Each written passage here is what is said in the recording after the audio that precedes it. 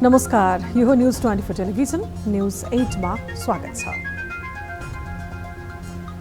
राष्ट्रपतिको निर्वाचन नजिकैसँगै दलका नेताहरूले मत माग्न पार्टी कार्यालय धाउनेदेखि जेलसम्म पुगेका छन्। दलका नेताहरूले मत माग्ने शैलीको प्रयोग जसरी गरिरहेका छन् त्यसरी नै उनीहरूको सक्रियता जनजीविकाका सवालमा भने चलाउँदैनन्। महँगी दिन प्रतिदिन बढ्दो क्रममा छ। किसानले उचित मूल्य नपाएको विषय सधैँ चर्चामा आउने गर्छ। किसानले तरकारी बाटोमा फाल्छन्, महँगी बढिरहेको छ। दल र नेताहरू यस्ता विषयभन्दा बढी सत्ता र शक्ति केन्द्रित बनिदिन्छन्। राष्ट्रपतिका उम्मेदवारहरू रामचन्द्र पौडेल र सुभाष नेम्बाङ विभिन्न पार्टी कार्यालय पुगेर मत मागिरहेका छन्। दलका कार्यालय जानु त स्वाभाविक होला। उनीहरू नागरिक उन्मुक्ति पार्टीको मत पाउने अपेक्षामा दिल्ली बजार जेलमा समेत पुगे। हुल बाँधेर जेलमा पुगेका उनीहरूको स्वर भने एउटै छ, रेशम चौधरीलाई रिहा गरिनुपर्छ। रेशमलाई बेकसुर राज्यले थुनिरहेको छ। तर रेशम छुटाउने बहाना उनीहरूका लागि संसदीय अङ्कगणितको खेल मात्रै हो, बाँकी विषय तपसिलकै हुन्। अझ भर्खरै मात्र एमाले सहितको गठबन्धन तोडेको माओवादी केन्द्रले काङ्ग्रेस सहित 8 दलीय गठबन्धनबाट राजनीतिक सक्रियता बढाउँदै लगेको छ। राष्ट्रपतिमा भोट क्रसको डरका कारण यी दलहरू आफ्ना सांसदको विश्वासमा रहन नसकेर अभिमुखीकरणको नाममा मत कसरी हाल्ने भनेर सिकाउन थालेका छन्। जनताले नै मत हालेरै निर्वाचित गराएर पठाएका सांसदलाई मतपत्रमा छाप लगाउन सिकाउनु कति जायज होला? यो प्रश्न अहम छ। जनताका समस्या सुन्ने, सुनाउने र कानुन निर्माण गर्ने जिम्मा पाएका सांसदहरूलाई मत हाल्न सिकाउनु भन्दा उनीहरूलाई आफ्नो पार्टीको विचार, आदर्श, सिद्धान्त र व्यवहारप्रति तालिम दिनु पर्दैन? हुन त राजनीति यति धेरै विकृत हुन थालिसकेको छ कि स्वार्थ, सत्ता र शक्ति भोगमा जता पल्ला भारी उतै जाने प्रचलन नै चलिरहेको छ।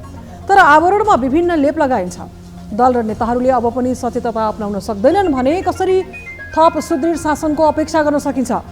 ढाड सेकिने गरी बढेको महँगी नियन्त्रणको आश गर्नु कसरी? त्यही भएर भन्न थालिएको छ, स्वार्थमा सरकार छ, समस्यामा सरकार छैन। अब न्यूज 8 का हेडलाइन्स। माओवादी कांग्रेस बाहेकको गठबन्धन निर्माणमा एमालेको कसरत। राष्ट्रपति निर्वाचन अगावै नयाँ तरङ्ग पैदा गर्ने रणनीति। एमालेको रणनीतिक चुनावी अभियानले झस्कियो कांग्रेस। यो पटक सबैभन्दा बढी जिम्मेवारीका छन्। राष्ट्रपति निर्वाचनमा भोट माग्न दिल्ली बजार कारागारमा नेताहरूको लड्को। राष्ट्रपतिमा प्रचण्ड र माधवले त्याग गरेको भन्दै कांग्रेस महामन्त्री गगनले गरे प्रशंसा। नेपाली कांग्रेस पार्टीसँग कोही अब चकचक गर्न नआएको छ, कोही चल्न नआएको छ। दुधको मूल्य प्रति लिटर 10 रुपैयाँले बढाउने सरकारको निर्णय। दुग्धजन्य वस्तु, दही, पनिर, घिउ लगायतको पनि मूल्य बढ्ने। मूल्य वृद्धिले उपभोक्ता मारमा, बढेको मूल्यप्रति किसानको भने गुनासो। आईसीसी विश्वकप क्रिकेट लिग 2 अन्तर्गत आजको खेलमा पपुवा न्युगिनी विरुद्ध नेपालको 3 विकेटको रोमाञ्चक जित। एक दिवसीय अन्तर्राष्ट्रिय मान्यता जोगाउन बाँकी 3 खेल जित्नै पर्ने।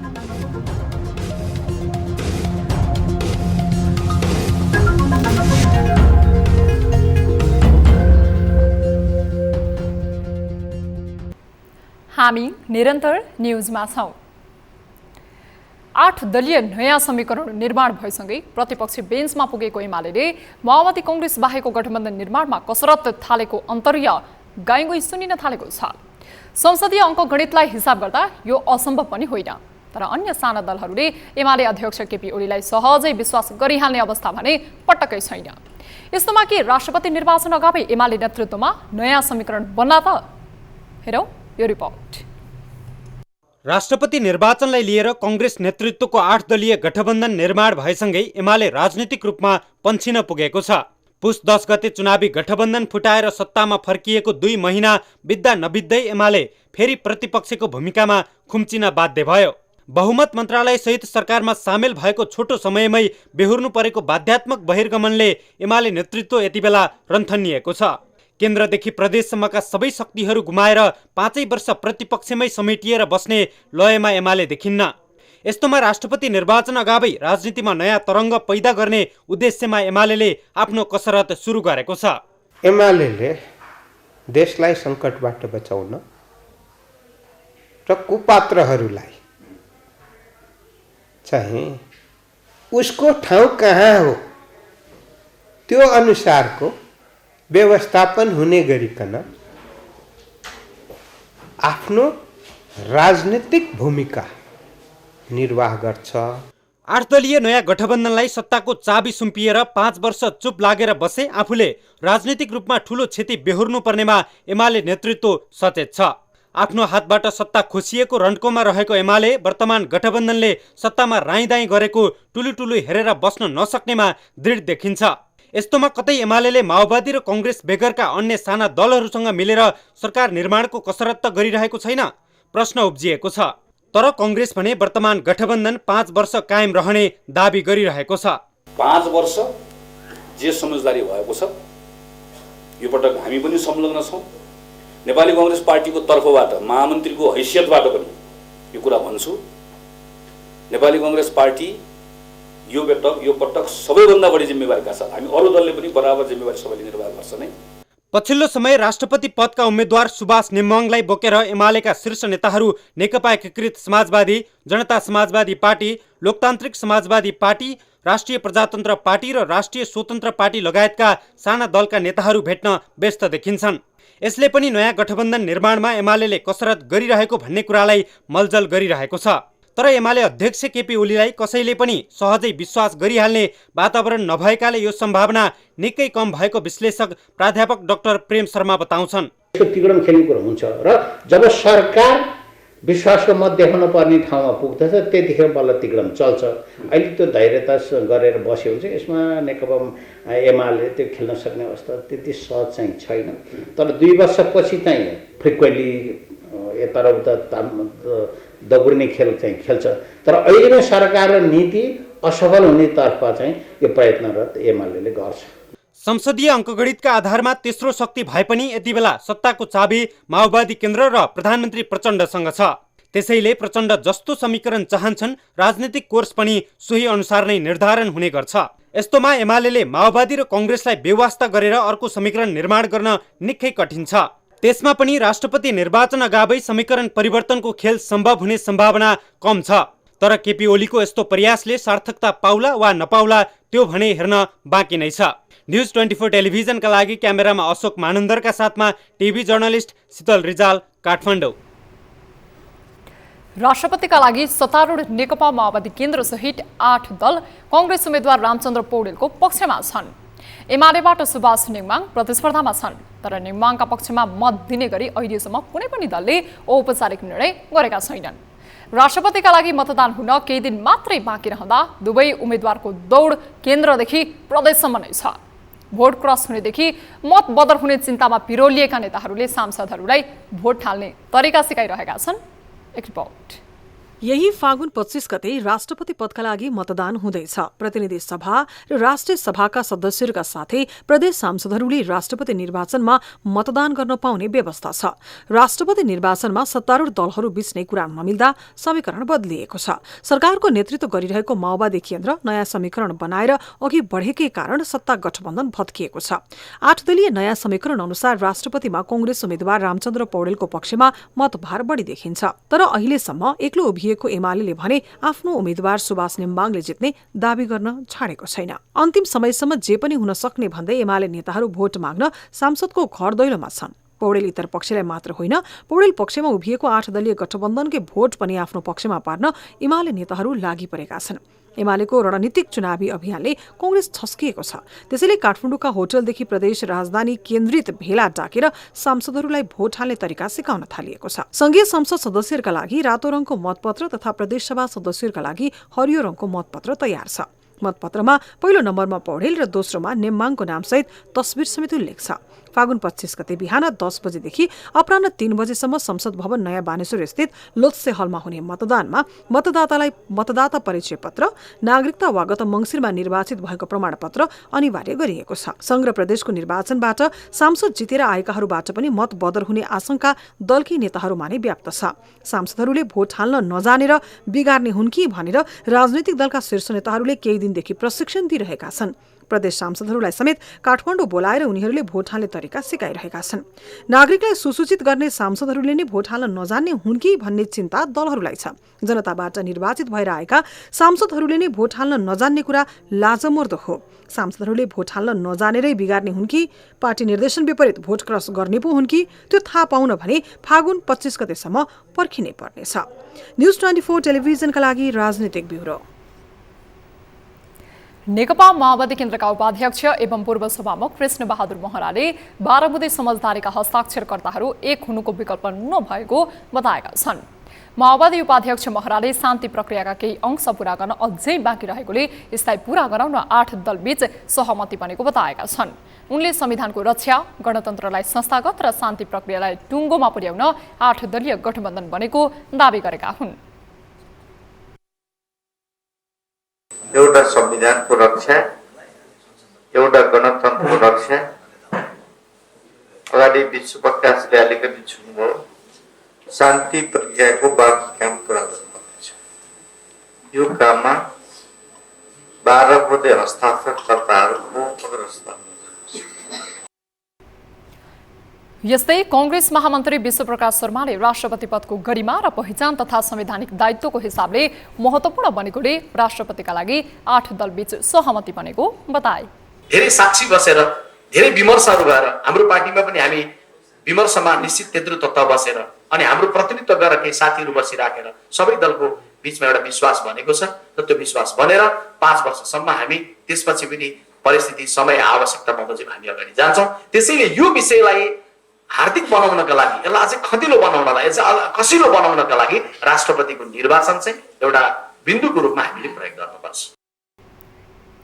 राष्ट्रपतिका लागि कांग्रेसबाट उम्मेद्वार बनेका रामचन्द्र पौडेल जिताउन अभियान नै चलाएर गठबन्धनले प्रदेशसभाका सांसदहरूका लागि विराटनगरमा अभिमुखीकरण कार्यक्रम आयोजना गरेको छ। एमाले सुभाष नेङमाङलाई राष्ट्रपतिका लागि उम्मेद्वार बनाएसँगै चुनावी भेटवार्तालाई तीव्र पारेको छ। संघ, प्रदेश र स्थानीय तहको निर्वाचन झैं एमाले नेताहरू होल बाँधेरै मत माग्न पार्टी कार्यालयदेखि जेलसम्म पुगेका छन्।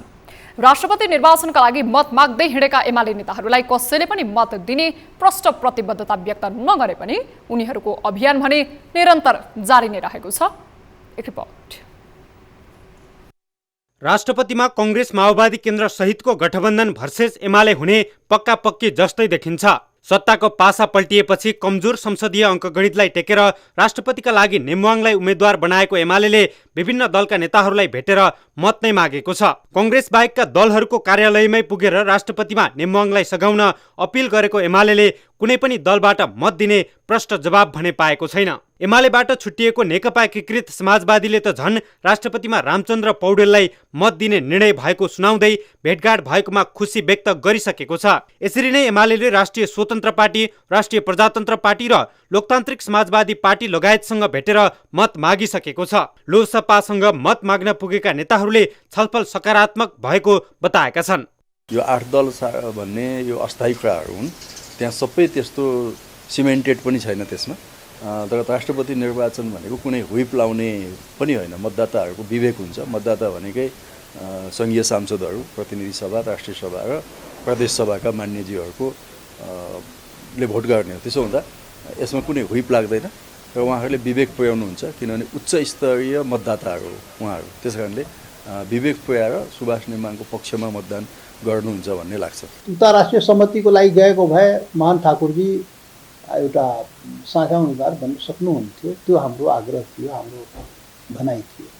त्यो अनुसार नभएकोले दलीय हिसाबले नै 2टा उम्मेदवार आएको छ। राष्ट्रपतिमा उहाँले उम्मेदवारी दिनुभएको छ र उहाँले चाहिँ ती मत माग्नको लागि आउनुभएको थियो र त्यस विषयमा चाहिँ आफ्नो योगदानहरूको उल्लेख गर्दै संविधान जारी गर्दाखेरिको योगदानहरूको उल्लेख गर्दै संरक्षण गर्नको लागि उहाँले चाहिँ राम्रो भूमिका निर्वाह गर्न सक्नुहुन्छ भनेर कुरा बताउँदै उहाँले मत माग्नु भएको हो।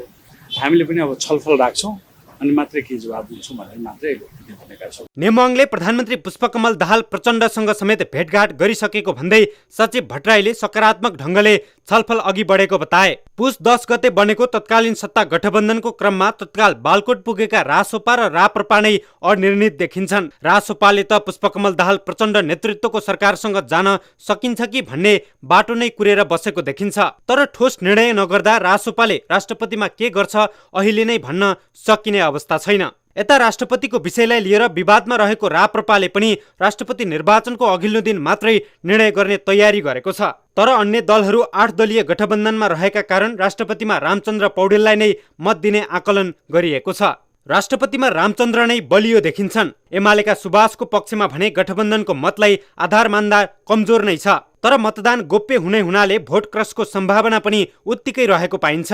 यता अर्का उम्मेद्वार पौडेलले समेत आफूलाई मत माग्दै सांसदहरूलाई पत्र नै पठाइसकेका छन्। सुभाषले पछिल्लो समय राष्ट्रपतिका लागि मत माग्दै गर्दा यसले राजनीतिक भेटघाट र सौहार्दता त बढाएको छ, तर मत दिने वातावरण नै बन्ने अवस्था भने बन्न सकेको देखिन्न। दलका नेताहरू मतसँग कुनै न कुनै सम्झौता गर्ने हुनाले पनि यस्तो सम्भावना कम हुने देखिन्छ। तर निर्वाचनमा कसले मार्ला बाजी यो हेर्न भने फागुन 25 गते नै कुर्नुपर्ने हुन्छ। न्युज 24 टेलिभिजनका लागि राजनीतिक ब्युरो। हामी निरन्तर न्युजमा छौँ। राष्ट्रपतिको निर्वाचन नजिकैसँगै 8 दलीय सत्ता गठबन्धन र नेकपा एमालेका नेताहरूको दैनिकी निकै व्यस्त बनिरहेको छ। विशेष गरी कांग्रेस र एमालेका नेताहरू संसदमा प्रतिनिधित्व गर्ने दलको कार्यालयदेखि जेलसम्म धाउनमा व्यस्त छन्। पछिल्ला केही दिन यता दिल्ली बजार कारागारमा शीर्ष दलका नेताहरूको आउ जाउ पनि बाक्लिएको छ। कारागारमा रहेका नागरिक उन्मुक्ति पार्टीका संरक्षक रेशमलाल चौधरीलाई फकाएर राष्ट्रपतिको निर्वाचनमा मत आफ्नो पक्षमा पार्न नेताहरूको दौडधुप कारागारतिर बढेको हो। एक रिपोर्ट। राष्ट्रपतिको निर्वाचन नजिकैसँगै नेताहरूको दौडधुप बढेको छ। एमालेबाट सुभाष चन्द्र नेमाङ र 8 दलीय सत्ता गठबन्धनबाट कांग्रेस वरिष्ठ नेता रामचन्द्र पौडेल राष्ट्रपतिको उम्मेद्वारका रूपमा प्रतिस्पर्धामा छन्। उनीहरू दुवै हुल बाँधेर नै मत माग्न व्यस्त देखिन्छन्। संसदमा प्रतिनिधित्व गर्ने सबै दलका कार्यालय धाउनेदेखि दिल्ली बजार कारागार धाउनु उनीहरूको दैनिकी जस्तै बनेको छ। अझ पछिल्ला दिनहरूमा नागरिक उन्मुक्ति पार्टीका संरक्षक रेशमलाल चौधरीलाई भेट्न त एमाले र कांग्रेसका नेताहरू दैनिक जसो दिल्ली बजार कारागारमा पुग्ने गर्छन्। नेकपा एमालेबाट राष्ट्रपतिका उम्मेद्वार बनेका सुभाष चन्द्र नेमाङलाई मत दिएर सघाउन आग्रह गर्दै शुक्रबार एमालेका नेताहरू रेशमलाई भेट्न कारागार पुगे। रेशमलाई भेट्न एमाले सचिव योगेश भट्टराई, नेताहरू कृष्ण गोपाल श्रेष्ठ, भगवती चौधरी, ठाकुर गैरे लगायतका नेताहरू कारागार पुगेका हुन्। भेटमा उनीहरूले राष्ट्रपति निर्वाचनमा आफ्नो दलका उम्मेद्वार सुभाष चन्द्र नेमाङलाई मत मागे।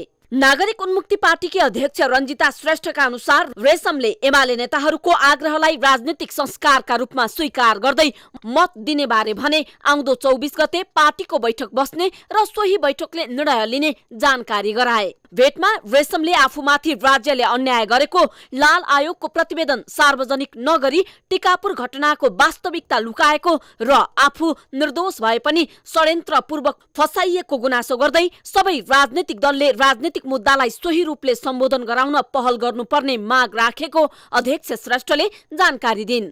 रेशमको मागमा एमाले नेताहरूले टिकापुर घटनालाई राजनीतिक रूपमै सम्बोधन गराउन पहल गर्ने प्रतिबद्धता जनाएका थिए। यति मात्र होइन, राष्ट्रपतिमा 8 दलीय सत्ता गठबन्धनका साझा उम्मेद्वारका रूपमा रहेका कांग्रेस वरिष्ठ नेता रामचन्द्र पौडेल पनि बिहिबार रेशमलाई भेट्न दिल्ली बजार कारागार पुगेका थिए। उनले उन्मुक्ति पार्टीको मतले आफूलाई सहयोग गरिदिन आग्रह गरेका थिए। रेशमसँगको भेटपछि प्रतिक्रिया दिँदै पौडेलले टिकापुर घटनालाई राजनीतिक मुडभेडकै रूपमा हेरिनुपर्ने बताएका थिए। रेशमलाई भेट्न माओवादी केन्द्रका अध्यक्ष समेत रहेका प्रधानमन्त्री प्रचण्डदेखि नेकपा यसका अध्यक्ष माधव कुमार नेपाल समेत कारागार पुग्ने गरेका छन्। सरकार निर्माण र अन्य संसदीय अङ्कगणित आफ्नो पक्षमा पार्न शीर्ष नेताहरूले नागरिक उन्मुक्तिको साथ खोज्ने र कारागारमा रहेका उन्मुक्तिका संरक्षक रेशमलाई भेट्ने गर्छन्। तर उन्मुक्ति र रेशमको मुख्य एजेन्डा नै राजनीतिक मुडभेडमा दोषी ठहर बन्दीको रिहाई रहे पनि सो मुद्दा सम्बोधन हुन सकेको छैन। न्युज 24 टेलिभिजनका लागि राजनीतिक ब्युरो। टिकापुर घटनामा जेल सजाय भुक्तान गरिरहेका रेशमलाल चौधरी पछिल्लो समय जेलमै बसेर नागरिक उन्मुक्ति पार्टीलाई सञ्चालन गर्दै आएका छन्। पत्नी रञ्जिता श्रेष्ठलाई अध्यक्ष बनाएका चौधरी उक्त पार्टीका संरक्षक समेत हुन्। तर नेताहरूले नागरिक उन्मुक्तिलाई फकाउनु पर्यो भने रञ्जिता भन्दा पहिले रेशमलाई भेट्न दिल्ली बजार कारागार पुगिहाल्छन्। प्रधानमन्त्रीदेखि राष्ट्रपति निर्वाचनसम्म नै दिल्ली बजार कारागारमा लर्को लागिरहेको छ। तर रेशमले भने परिवारका सदस्य र आफ्नो रिहाईलाई नै राजनीतिक मुद्दा बनाइरहेका छन्। एक रिपोर्ट। रेशम चौधरीको रिहाईलाई प्रमुख एजेन्डा बनाएको तत्कालीन जसपा सरकारमा सहभागी बनेको थियो। तर रेशमको रिहाईको मुद्दा सम्बोधन भएन। एमालेको राजनीतिबाट उदाएका रेशम टिकापुर घटनापछि कैलालीमा मात्रै होइन देशैभर चर्चित बने। सबै दलले उपयोग मात्र गर्न खोजेपछि चौधरी आफै संरक्षक रहने गरी श्रीमतीलाई अध्यक्ष बनाएर नागरिक उन्मुक्ति नामको पार्टी दर्ता गराए। सोही पार्टीबाट गत मङ्सिरको निर्वाचनमा भाग लिएर बर्दियाको स्थानीय तहमा राम्रो उपस्थिति जनाएको नागरिक उन्मुक्ति सङ्घ प्रदेशको निर्वाचनमा पनि केही सिट जितेर संसदमा राम्रो उपस्थिति जनाउन सफल भयो। तर चौधरी भने दिल्ली बजार कारागारमै बसेर पार्टी सञ्चालन गरिरहेका छन्। जेलबाटै पार्टी सञ्चालन गर्दै आएका रेशम निकै उत्साहित छन्। यद्यपि उनको पार्टीभित्र परिवारवाद हाबी हुन थालेको भन्दै छिटफुट आलोचना पनि हुन थालेको छ। नागरिक उन्मुक्तिबाट पार्टी अध्यक्ष रहेकी रेशम पत्नी रञ्जिता र उनका बुवा लालवीर चौधरी सांसद छन्। प्रतिनिधि सभातर्फ प्रत्यक्षमा निर्वाचित उनीहरू रेशमको परिवारका सदस्य भएकाले पनि परिवारवादमा फँसेको आरोप लगाउन थालिएको छ। बर्दियामा रेशमले जेलबाटै गरेको उम्मेदवारी निर्वाचन आयोगले खारेज गरिदिएपछि उनले आफ्ना बुवा लालवीरलाई स्वतन्त्र उम्मेद्वारको रूपमा अघि सारेका थिए। स्वतन्त्रबाट निर्वाचित भएपछि लालवीर नागरिक उन्मुक्ति पार्टी प्रवेश गरेका हुन्। घरकै 2 सदस्य सांसद निर्वाचित भएको यो पार्टीले खास गरी रेशमकै रिहाईलाई नै जोड दिँदै आएको छ। संघीय संसददेखि प्रदेशसम्म तथा प्रधानमन्त्रीदेखि राष्ट्रपति निर्वाचनसम्म रेशमको रिहाई नै मुख्य मुद्दा बनिरहेको छ। राष्ट्रपति निर्वाचनको पूर्व सन्ध्यामा यति बेला राष्ट्रिय राजनीतिको केन्द्रमा रहेका रेशमलाई भेट्न दिल्ली बजार कारागारमा शीर्ष नेताहरूको लर्को लागिरहेको छ। तर रेशमले सबैलाई भन्ने कुरा आफ्नो ससम्मान रिहाई नै रहेको बताइन्छ। नागरिक उन्मुक्ति पार्टीले रेशमको रिहाईलाई प्रमुख मुद्दा बनाएपछि कतिपयले त उनको रिहाईपछि पार्टीको एजेन्डा नै नरहने भन्दै खिचिटिउरी समेत गर्ने गरेका छन्। यद्यपि रेशमले यति बेला राष्ट्रिय राजनीतिलाई आफ्नो पक्षमा पार्न सफल भएको देखिन्छ। तर बुवा र पत्नी सांसद निर्वाचित भएपछि बाहिर मानिसहरूले रेशमले परिवारवादमा फँसेर सङ्कुचित राजनीति गर्न थालेको टिप्पणी गर्न भने छाडेका छैनन्। न्युज 24 टेलिभिजनका लागि राजनीतिक ब्युरो। कांग्रेस महामन्त्री गगन थापा चुनावी गठबन्धन बिउतिएपछि सबैभन्दा बढी खुसी हुने नेतामा पर्छन्। पछिल्ला दिनहरूमा उनी प्रधानमन्त्री पुष्पकमल दाहाल प्रचण्ड र माधव नेपालको प्रशंसामा नै समय खर्चिरहेका छन्। प्रचण्डले गरेको आँट र माधवले गरेको त्याग कांग्रेसलाई फलिफाप भएको सार्वजनिक स्वीकारोक्ति गर्ने गरेका गगनले यो गठबन्धन 5 वर्ष जाने प्रतिबद्धता समेत व्यक्त गरेका छन्। एक रिपोर्ट। गएको पुस 10 गते कांग्रेसले प्रचण्ड र माओवादी केन्द्रलाई प्रधानमन्त्री मात्र नभएर कुनै पनि ठूला पद दिन नसकिने बताएपछि बिचकिएर प्रचण्ड प्रधानमन्त्री बन्न बालकोट पुगे। बालकोटमा एमाले अध्यक्ष केपी शर्मा ओलीले आफू निकट दलहरूलाई बोलाएर सहमति जुटाए र 169 सांसदको समर्थनमा राष्ट्रपति विद्यादेवी भण्डारी समक्ष संविधानको धारा 76 को उपधारा 2 बमोजिम दाबी पेश गर्न नेताहरू शीतल निवास पुगे। प्रधानमन्त्रीमा प्रचण्ड नियुक्त नहुँदै राष्ट्रपतिका उम्मेद्वार रामचन्द्र पौडेलले तत्काल प्रतिक्रिया दिँदै भनेका थिए, सबै सकियो, कांग्रेसको हटका कारण सत्ता गुम्यो। सत्ता आफ्नै हातमा पर्ने आकलन गरेका देउबाले आफ्नो निजी निवासमा रङरोगन लगायतका कामहरू गराउँदै थिए। अकस्मात उनले प्रधानमन्त्री कार्यालय छाड्नुपर्ने भएपछि दुम्बाराईमा डेरा नै खोज्नुपर्ने अवस्था बन्यो। त्यसपछि रक्षात्मक बनेका देउबा पार्टी बैठक समेत छल्न थाले। तर विश्वासको मतमा रणनीतिक चाल चलेका देउबाले फेरि सत्ता राजनीतिलाई कांग्रेसको वरिपरि ल्याउन सफल भए। तर यसको दिगोपनमाथि भने प्रश्न उठ्न छोडेको छैन। कांग्रेसकै नेताहरूको अभिव्यक्तिबाट पनि यो कुरा प्रष्ट हुन्छ। कुनै पनि पार्टीलाई क्षति होस्, व्यक्तिलाई क्षति होस्, तर यो नेपालको राजनीतिक दलहरूको इमानदारितामाथिको प्रश्न पनि भयो, पार्टीको प्रतिष्ठामाथिको प्रश्न पनि भयो, विश्वसनीयताको माथिको प्रश्न पनि भयो। त्यसैले नेपाली कांग्रेस पार्टीसँग कोही अब चकचक गर्न नआए हुन्छ, कोही चल्न नआए हुन्छ।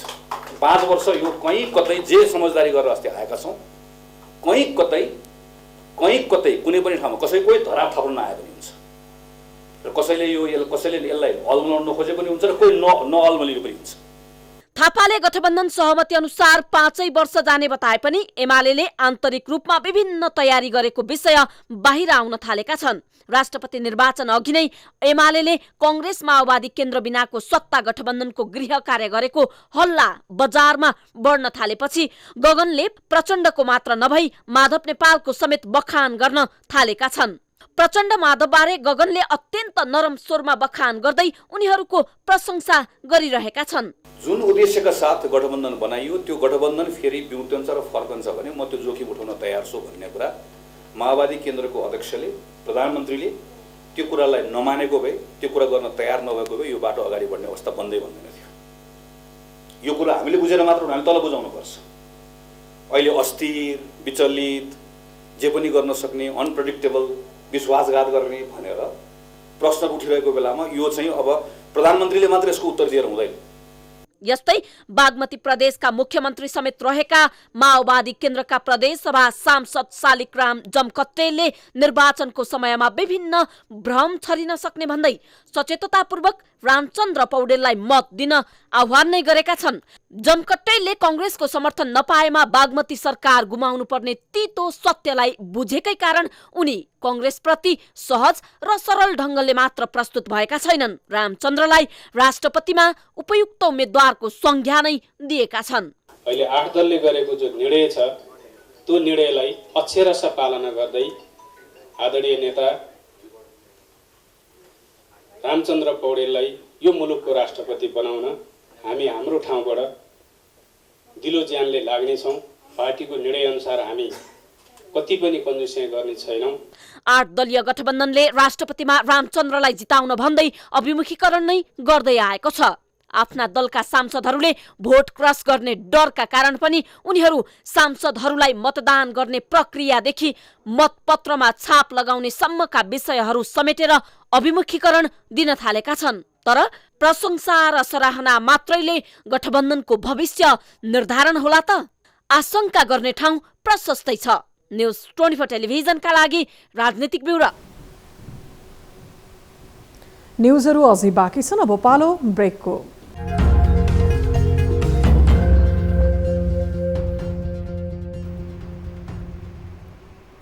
हामी निरन्तर न्युजमा छौँ।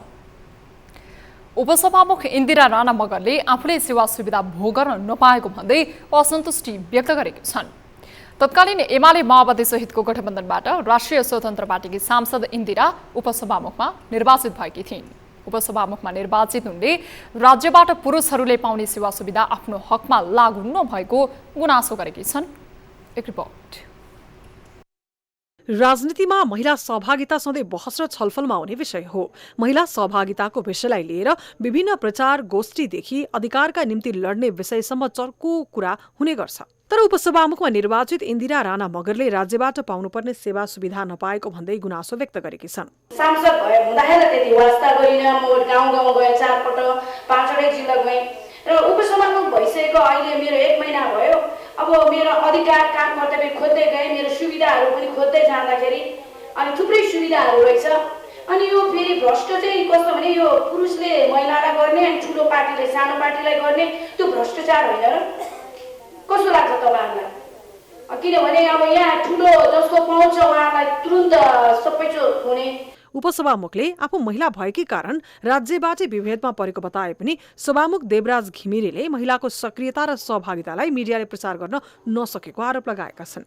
विशेष नेता र चर्चामा आएका बाहेक सञ्चार माध्यमको नजरमै नपर्ने घिमिरेको आरोप छ। राजनीतिमा अनिवार्य रूपबाट 33% महिलाहरूको सहभागिता नभएदेखि त्यसको वैधानिकता नै पुरा नहुने या कानुनी रूपबाटै अगाडि जान नसक्ने भएकोले योग्यता, क्षमता, आवश्यकता जे भए पनि त्यो क्षेत्रमा अलिकति विकास भएरै आएको छ।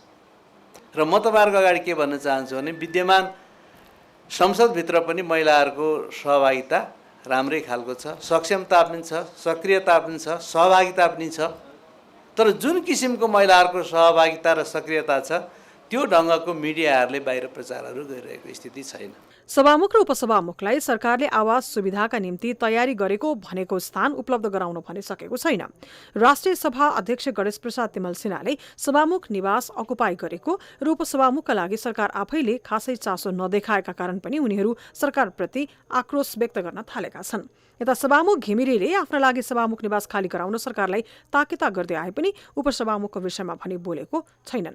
महिलाको सहभागिता र सक्रियतामाथि चिन्ता व्यक्त गरेका उनी सभामुख घिमिरेले यसरी आफ्ना लागि निवासको ताकेता गर्दा उपसभामुखका लागि पनि पहल गर्नु पर्दैन भन्ने प्रश्न उब्जिएको छ। उसो त इन्दिरा आफै सामाजिक कार्यमा सक्रिय अभियन्ताको रूपमा परिचित व्यक्ति हुन्। सामाजिक सेवामा रहेकी उनलाई राज्यले के सेवा दिएन र उनलाई कस्तो सेवा भोग गर्न मन लाग्यो त्यो भने खुल्न सकेको छैन। न्युज 24 टेलिभिजनका लागि राजनैतिक ब्युरो। नेपालमा पछिल्लो समय व्यावसायिक क्षेत्र निकै सकसपूर्ण रूपमा यति बेला गुज्रिरहेको छ। साना तथा मझौला व्यवसायीहरू बैंक तथा वित्तीय संस्था सहकारीहरूले चर्को ब्याज असुल गरेको भन्दै आन्दोलित छन्। साना तथा मझौला व्यवसायीहरू आत्महत्या गर्नेदेखि व्यावसायिक क्षेत्रबाट नै पलायन हुन बाध्य छन्। व्यवसायीहरूको उक्त समस्यालाई मध्यनजर गर्दै नेपाल राष्ट्र बैंकले लघुवित्त वित्तीय संस्थाहरूलाई कडा नियमन गर्ने भएको छ। यस्तो अवस्था आउनुमा व्यवसायी र लघुवित्त संस्था दुवै जिम्मेवार रहेको जानकारहरू बताउँछन्। एक रिपोर्ट। ब्याङ्कहरूले ब्याजदर बढाएपछि व्यवसायीहरू मारमा परेको भन्दै देशैभर आन्दोलित छन्। ब्याङ्कको चर्को ब्याजदरका कारण अर्थतन्त्रको मेरुदण्डको रूपमा रहेका घरेलु साना तथा मझौला व्यवसायीहरू आफ्नो पेसाबाट पलायन हुने अवस्थामा पुगेको बताइरहेका छन्। ब्याङ्क तथा वित्तीय क्षेत्रको अव्यावहारिक नीतिले गर्दा आफूहरू ब्याज खेप्न बाध्य भएको गुनासो व्यवसायीहरूको छ। कोभिड संक्रमणपछि व्यापार व्यवसाय नै चौपट्ट भएका बेला गरिएको ब्याङ्कको ब्याजदर वृद्धिले ब्याज तिर्नै सक्ने अवस्था नभएको व्यवसायीहरूको भनाइ छ। त्यसैले सरकारले राहतको प्याकेज घोषणा गर्नुपर्ने व्यवसायीहरूले माग गरिरहेका छन्। साना मझौला व्यवसायहरू चर्को ब्याजमा फसेका कारणले उनीहरूले आफ्नो समयमा किस्ता तिर्न सकेनन्। ब्याङ्कले ताकेता गर्ने एक खालको एउटा जटिल स्थिति आयो। पारिवारिक एउटा समस्या पनि त्यसले बल्झिन थाल्यो, जसले गर्दा समस्या उत्पन्न भएको छ। तत्काल सरकारले यसलाई चाहिँ कुनै राहतको प्याकेज घोषणा गरेर साना मझौला व्यवसायीहरूलाई चाहिँ राहत दिनुको विकल्प छैन। यदि त्यो दिन सरकारले आनाकानी गर्यो भने भोलिका दिनमा अरू ठुलो चुनौती थपिने सम्भावना मैले देख्छु र त्यो जोखिम निकै महँगो पर्छ। त्यसो भए कारणले सरकारले तत्काल यो समस्याको हल गर्नुपर्छ। ब्याङ्कहरूको ब्याजदर विरुद्ध मात्र होइन, लघुवित्त वित्तीय संस्थाहरूले मनपरी ब्याजदर लिएको भन्दै यति बेला लघुवित्तका ऋणीहरू संस्था विरुद्ध नै सडक आन्दोलनमा उत्रिएका छन्। लघुवित्त विरुद्ध आन्दोलन चर्किएपछि राष्ट्र ब्याङ्कले नै लघुवित्त विरुद्ध केही कडाई गरेको छ। खास गरी वित्तीय लघुवित्त संस्थाहरूले आफ्ना ग्राहकहरूलाई कर्जा प्रवाह गर्दा वित्तीय तथा व्यावसायिक साक्षरता जस्ता महत्त्वपूर्ण विषयलाई बेवास्ता गर्दै कर्जा दिनुको साथै कर्जा दिइसकेपछि पनि निरन्तर निरीक्षण नगरेकाले अहिले ऋण लिने र दिने दुवै समस्यामा परेको लघुवित्तका कर्मचारीहरू स्वीकार छन्। लघुवित्तमा कर्जा प्रवाह हुनु अगाडि वित्तीय साक्षरता, व्यावसायिक साक्षरता, स्वास्थ्य साक्षरता अनिवार्य हुन्। किन भन्दाखेरिमा हामी कम पढे लेखेको र पिरामिडको सबभन्दा तल रहेका दिदीबहिनीहरू विशेष गरीसँग कारोबार गर्ने हुँदाखेरिमा यी कुराहरू असाध्यै आवश्यक छन् र कर्जा गइसकेपछि पनि त्यो उत्पादन प्रक्रियामा गयो कि गएन भनेर रेगुलर मोनिटरिङ गर्नु आवश्यक हुन्छ। लघुवित्तहरूले बेप्रभाव रूपमा ऋण प्रवाह गरेको पाइएपछि नेपाल राष्ट्र ब्याङ्कले लघुवित्त वित्तीय संस्थाहरूमाथि कडाई गर्दै 15% भन्दा बढी ब्याज लिन नपाउने जनाएको छ। त्यस्तै लघुवित्त संस्था गठन गर्न निकै खर्चिलो हुने र लघुवित्त संस्थाहरूले आफ्ना ऋणीहरूलाई ब्याङ्कबाट 15-16% कर्जा लिएर ऋण दिने भएकाले पनि ब्याज चर्को हुने गरेको छ। अहिलेको अवस्थामा लघुवित्त विरुद्ध लागेर केही व्यक्तिहरू र केही राजनीतिक दलहरूले धमिलो पानीमा माछा मार्ने काम गरेको अर्थविद केशव आचार्यको दावी छ। लघुवित्तले आफ्ना ऋणीहरूलाई दिने भनेको ब्याङ्कहरूबाट ऋण लिएर, अहिले ब्याङ्कहरूले 15-16% घटी कसैले पनि दिएको छैन। अब 15-16%मा आफू लिने, 15% भन्दा बढी ब्याज लिन नपाउने होइन, अनि गर्दाखेरि उनीहरू पनि मारमा छन्। अहिले विश्व बजारमा मन्दी छाएको छ। व्यापार व्यवसाय चौपट्ट छ। ऋण बढिरहँदा उद्योगीहरू तनावमा छन्। व्यवसायीहरूको मानसिकतालाई दरिलो बनाउँदै सरकारले ब्याङ्क तथा वित्तीय संस्थाबाट हुने ऋण प्रवाहलाई उचित नियमन गरी समस्या समाधान गर्नतर्फ लाग्नुपर्ने विज्ञहरूको सुझाव छ। न्युज 24 टेलिभिजनका लागि क्यामेरामा महेश्वर केसीका साथ टिभी जर्नलिस्ट गणेशमान बसेलको रिपोर्ट। हामी निरन्तर न्युजमा छौं। समयमै लिलाम बिक्री नगरिँदा रौतहटका वन कार्यालयमा रहेका बरामद तथा कटान गरिएका करोडौँका काठहरू कुहिएका छन्। डिभिजन वन कार्यालय स्थित सशस्त्र वनरक्षक सुरक्षा शाखाको कम्पाउन्डभित्र जिल्लाका विभिन्न रेन्ज पोस्ट तथा वनहरूमा खुला रूपमा राखिएका 2 लाख क्युबिट भन्दा बढी बहुमूल्य काठहरू कुहिएर कामै नलाग्ने अवस्थामा पुगेको छ। राज्यको अस्पष्ट नीति तथा डिभिजन वन कार्यालयको व्यवस्थाका कारण राज्यले करोडौँ राजस्व गुमाइरहेको छ भने सर्वसाधारणहरू आवश्यक काठ खरिद गरी उपयोग गर्नबाट समेत वञ्चित भइरहेका छन्। एक रिपोर्ट। जिल्लाका वन तथा वन कार्यालयहरूमा 20औं वर्षदेखि खुल्ला चौरमा बेवारिसी अवस्थामा राखिएका काठहरू लिलाम हुन नसक्दा उपभोक्ताहरू मर्कामा परेका छन् भने राज्यले पनि करोडौँ राजस्व गुमाइरहेको छ। वैज्ञानिक वन व्यवस्थापनको क्रममा काटिएका हेटौँडा ढल्केभर दुहबी 400 केबी प्रसारण लाइनको टावर निर्माण गर्दा काटिएका ढलापडा चोरी तस्करी क्रममा बरामद गरिएका काठदाउरा समयमै लिलाम गर्न नसक्दा कुहिएर नष्ट भइरहेका छन्। स्थानीयले आवश्यक काठ वन कार्यालयबाट खरिद गर्न नपाउँदा तस्करहरूबाट जोखिम उठाएर महँगो मूल्यमा खरिद गर्न बाध्य छन्। वन कार्यालयले समयमा काठ बेच्न नसकेको अवस्थामा चाहिँ सर्वसाधारणहरू तस्करहरूबाट र बाहिरबाट किन्नुपर्दा धेरै नै महँगोमा पर्न गएको अवस्था छ र त्यही सँगसँगै यदि वनले समयमा काठ बेच्ने हो भने सर्वसाधारणले आफ्नो आवश्यकता अनुसार उचित प्राइसमा राम्रो काठ पाउँछ। जबकि अहिले खेर गइरहेको अवस्था छ, यहाँ सबै सड्दैछ, खेर जाँदैछ। खुल्ला आकाशमुनि घाटगद्दी गरेर राखिएका काठहरू वर्षौंसम्म घामपानीले गर्दा कुहिएका छन् भने कतिपय काठहरू डढेलोले जलेर नष्ट हुने गरेका छन्। डिभिजन वन कार्यालयले सामुदायिक वनहरूमा रहेका काठहरू बिक्री वितरण गर्ने अनुमति दिन विभिन्न बहाना बनाएर आलटाल गरिरहेको स्थानीयको गुनासो छ। डिभिजन वन कार्यालयका कर्मचारीहरूको ढिलासुस्ती र कति कुरा चाहिँ त्यो काठ बिक्री गर्ने प्रक्रियाहरू सामुदायिक वनका ती पदाधिकारीहरू पनि कति ज्ञानहरू नभएर पनि ती काठहरू चाहिँ अहिले सडेर जाने अवस्थामा छन् र ती बहुमूल्य ती काठहरू चाहिँ बिक्री नहुँदाखेरि एकातिर त्यसको सामुदायिक वनहरूलाई र स्थानीयको चाहिँ सम्पत्तिको रूपमा रहेको त्यो आर्थिक क्षति भइरहेको छ। वनले समातेका बेवारिसे एवं तस्करीको काठहरूको मुद्दा प्रक्रियामा गएपछि मुद्दाको छिनोफानो नहुन्जेलसम्म लिलामी गर्न नपाइने नीति भएकाले लिलामीमा समस्या आउने गरेको छ। मुद्दाको अन्तिम फैसला कुर्नुपर्ने कानुनी बाध्यताले देशैभरिबाट राज्यले वर्षेनी अरबौं राजस्व गुमाइरहेको छ। डिभिजन वन कार्यालय रौतहटले भने काठको लिलामी बिक्री प्रक्रिया अगाडि बढाइसकेको तर बीचमा केही ऐन तथा नियमावली संशोधन भएर पुनः वर्गीकरण लगायतका प्रक्रियाहरू गर्नुपर्दा ढिलाइ भएको जनाएको छ। अहिले हाम्रो त्यो डिभिजन वन कार्यालय रौतहटको जिल्ला वन पैदावार आपूर्ति समितिको कार्यमा पनि स्वीकृत भइसकेको अवस्था छ र अब हामी प्राय लगभग 1900 जति निवेदन हामीसँग छ अनि 1900 निवेदनको आधारमा अब एकजनालाई 85 क्युबिक फिटको काठ दियो भने 1995 लगभग 1 लाख क्युबिक फिट अनि काठ हाम्रो आपूर्ति समितिमै जान्छ र अरू काठहरू पनि हाम्रो भनौँ न अब त्यो केही निवेदनहरू त आउँछ, अझ पनि आउँदैछ। वनको काठ कुहिएर अरबौं रुपैयाँ नोक्सान भइरहँदा ऐन नियमावलीमा अल्झिएर स्थानीयले खरिद गरेर पनि उपयोग गर्न नपाउने अवस्था गलत हो। राज्यको स्रोत उपयोग नहुने र स्थानीयले तस्करहरूबाट महँगो मूल्यमा जोखिम मोलेर काठ दाउरा खरिद गर्ने अवस्था अन्त्य हुन जरुरी छ। न्युज 24 टेलिभिजनका लागि रौतहटबाट टिभी जर्नलिस्ट बाल विक्रम कार्कीको रिपोर्ट। अब बिजनेस न्यूज।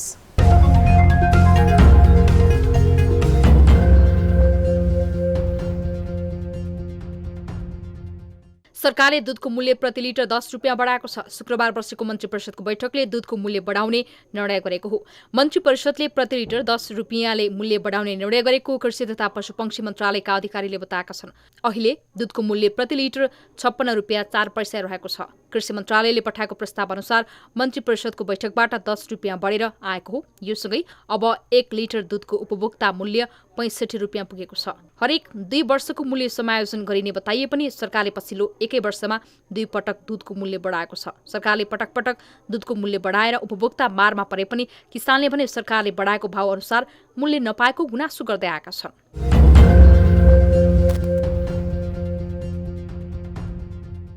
बैंक तथा वित्तीय संस्थाहरूबाट लिएको कर्जा नतिर्ने छुट कसैलाई पनि नभएको नेपाल राष्ट्र बैंकका डेपुटी गभर्नर बमबहादुर मिश्रले बताएका छन्। डेपुटी गभर्नर मिश्रले लघु वित्तका कर्मचारीमाथि मोसो दल्ने हरकतले समाज विभाजित गर्ने बताएका छन्।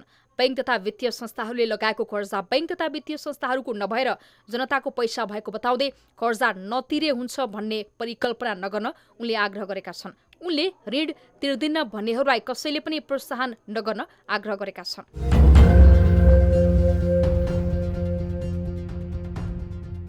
नेपाल धितोपत्र बोर्डले एनएमबी बैंकलाई ऋणपत्रको निष्कासन तथा बिक्रीका लागि अनुमति दिएको छ। बोर्डले बैंकलाई ऋणपत्र निष्कासनका लागि बिहीबार अन्तिम स्वीकृति दिएको हो। बैंकले 4 अर्ब बराबरको 40 लाख किता ऋणपत्र निष्कासनका लागि अनुमति प्राप्त गरेको छ। बोर्डबाट अनुमति पाएको ऋणपत्र मध्ये 1 अर्ब 60 करोड रुपियाँ बराबरको ऋणपत्र बैंकले सर्वसाधारणहरूमा बिक्री गर्न पर्नेछ। 2 अर्ब 40 करोड बराबरको ऋणपत्र व्यक्तिगत तवरबाट विभिन्न व्यक्ति तथा संस्थाहरूलाई बिक्री गर्नेछ। बैंकको ऋणपत्र निष्कासन तथा बिक्री प्रबन्धकमा NIBLS क्यापिटल रहेको छ। सो ऋणपत्र प्रति किता 1000 का दरले बिक्री गरिनेछ।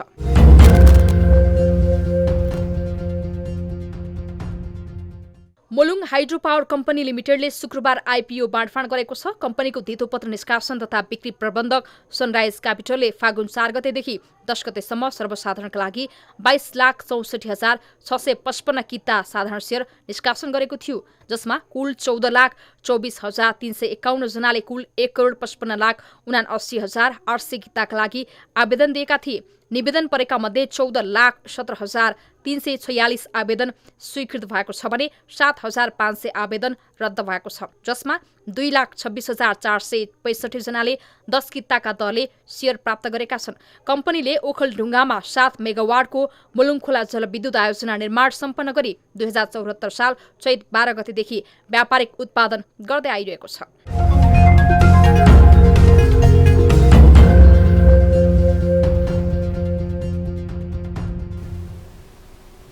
न्युजहरू अझै बाँकी छन्, अब पालो ब्रेकको।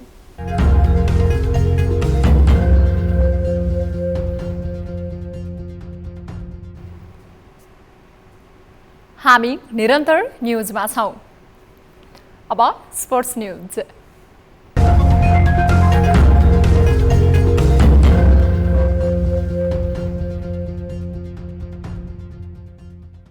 आइसिसी विश्वकप लिग 2 अन्तर्गतको जारी त्रिकोणात्मक सिरिजमा नेपालले पपुवा न्युगिनी PNGलाई पराजित गरेको छ।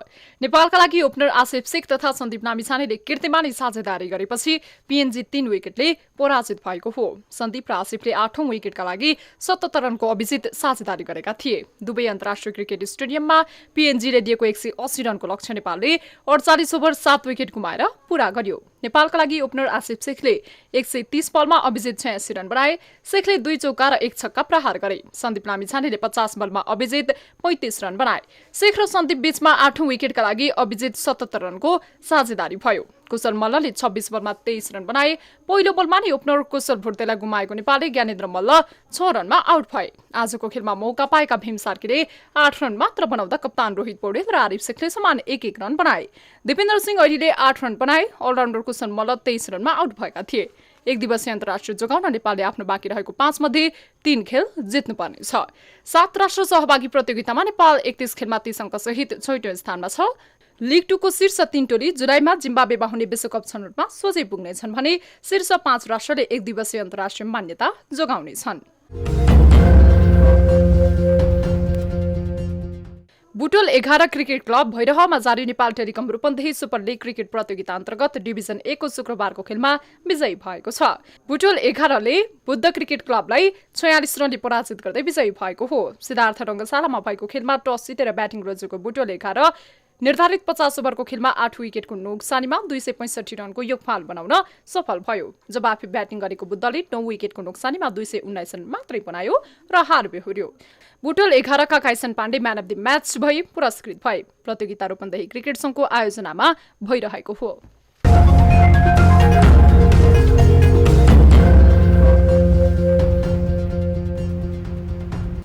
हामी निरन्तर न्युजमा छौं।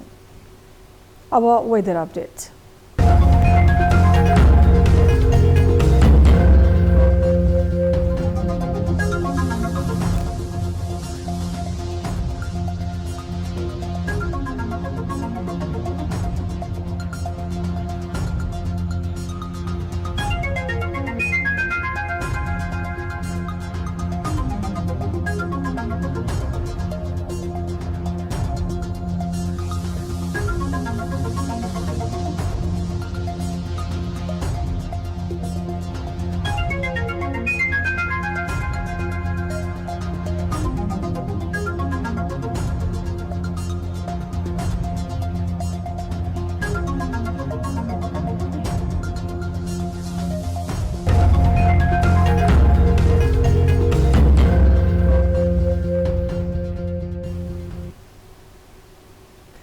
अब न्युज 8 को अन्त्यमा पुनः हेडलाइन्स। माओवादी कांग्रेस बाहेकको गठबन्धन निर्माणमा एमालेको कसरत। राष्ट्रपति निर्वाचन अगावै नयाँ तरङ्ग पैदा गर्ने रणनीति। एमालेको रणनीतिक चुनावी अभियानले छस्कियो कांग्रेस।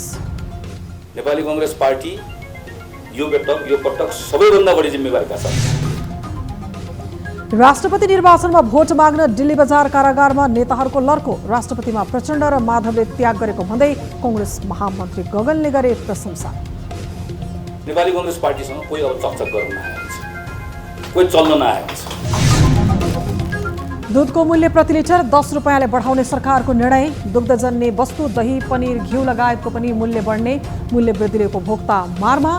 किसानले भने बढेको मूल्य चित्त बुझाएनन्।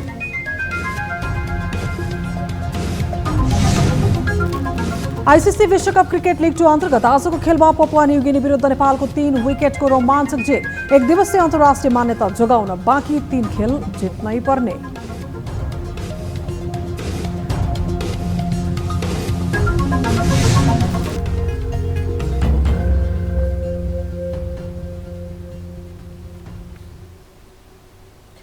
न्युज 8 अहिलेलाई यति नै। जाँदा जाँदै ताली र गालीका लागि हामीले सोधेको प्रश्न। प्रधानमन्त्री पुष्पकमल दाहाल प्रचण्डले 8 दलीय गठबन्धन 5 वर्ष टिक्ने भविष्यवाणी गरेका छन्। उनको यो भविष्यवाणी सत्य साबित होला? हुन्छ भन्नेले तालीमा र हुँदैन भन्नेले गालीमा हाम्रो पात्रको एप्लिकेसनमा गएर भोट गर्न सक्नुहुनेछ।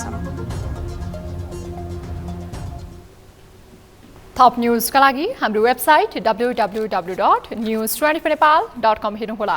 साथै हामीलाई फेसबुक, ट्विटर र युट्युबमा पनि फलो गर्न सक्नुहुनेछ। यस्तै मोबाइल, इमेल र भाइबरबाट न्युज 24 को हेल्प डेस्कमा केही समस्या र गुनासा छन् भने सम्पर्क गर्न सक्नुहुनेछ। अहिलेलाई बिदा दिनुहोस्। हामी निरन्तर न्युजमा छौँ। नमस्ते।